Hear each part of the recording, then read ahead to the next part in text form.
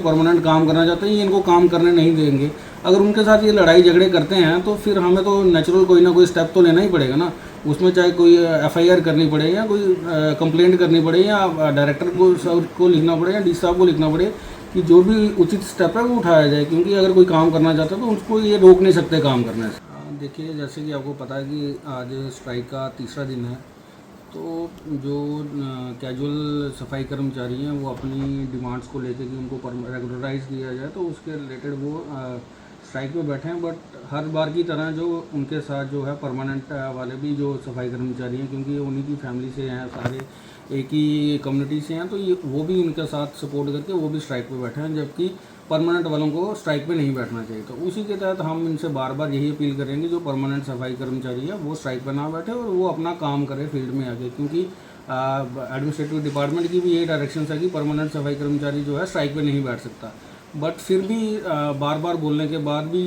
जो परमानेंट सफाई कर्मचारी हैं वो स्ट्राइक पे बैठ रहे हैं। कुछ लोग जो परमानेंट हैं वो काम करना चाहते हैं, बट जो इन्हीं में से कुछ सफाई कर्मचारी हैं उनको काम करने नहीं दे रहे हैं और अननेसेसरी क्या इश्यूज बना रहे हैं। तो मेरी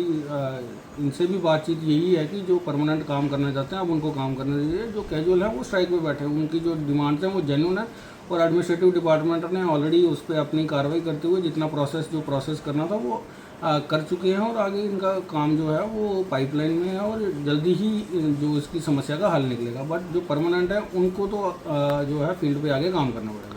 आप पर काफ़ी आरोप जो है इन लोगों ने लगा दी हैं। इन्होंने कहा है कि सीओ साहब कहते हैं कि हम आप पर पर्चे लगा देंगे अगर आप किसी को धमकाएंगे या लड़ाई झगड़ा करेंगे। कह रहे हैं हम लोग अपना हक़ मांग रहे हैं, अगर हम लोग अपना हक़ ना मांगें हम पर ये हमें सीओ साहब कह रहे हैं कि आप लोगों पर पर्चे करवा दी जाएंगे। इसको सर क्या कुछ मसला है इसको? देखिए, जैसे कि आपने स्टार्ट ही इसी से किया था कि जो परमानेंट सफाई कर्मचारी वो काम पे क्यों नहीं जा रहे, तो हमारा तो ये फ़र्ज़ है कि इन जो परमानेंट है उनको ये कहना कि भाई आप अपना काम जो है आप काम करें, आप परमानेंट है, आपका कोई इशू नहीं है, आपका स्ट्राइक से कोई लेना देना नहीं है।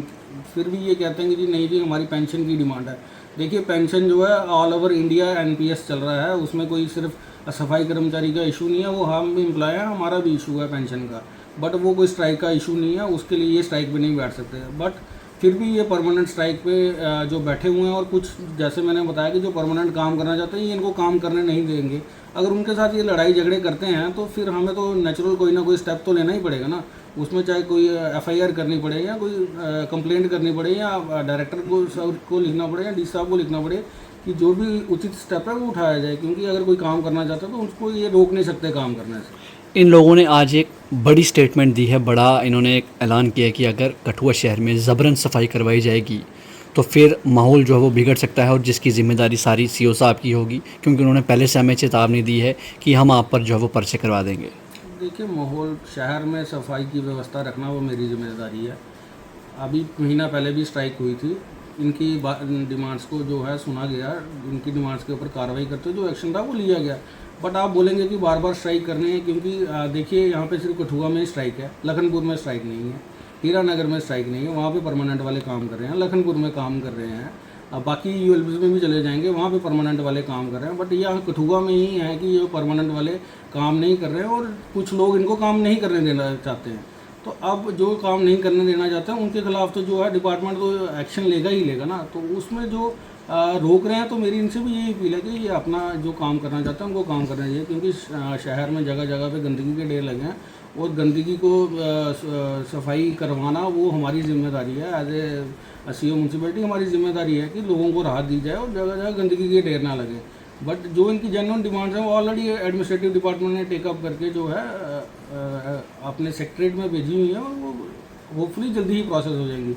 बट आप बोलेंगे कि आज ही ये चीज़ हो जाए, क्योंकि कोई भी एक एडमिनिस्ट्रेटिव प्रोसेस है उसमें टाइम लगता है, तो वो टाइम के साथ वो उनकी जेन्युइन डिमांड्स जो है वो पूरी की जाएंगी। बट परमानेंट वाले जो हैं उनकी तो ऐसा कोई डिमांड नहीं है, उनको तो काम पे आना चाहिए ना। उसमें मैं लोगों से और आप सभी से भी यही अपील है कि भाई थोड़ा इसमें जो है कि जो इनकी जेन्युइन डिमांड्स तो ठीक हैं, बट जैसे ये आप कह रहे हैं कि आरोप लगा रहे हैं, ये लगा रहे हैं, तो अगर किसी को काम करने से रोक रहा है तो उसके खिलाफ तो जो एक्शन होगा वो तो बनता ही है।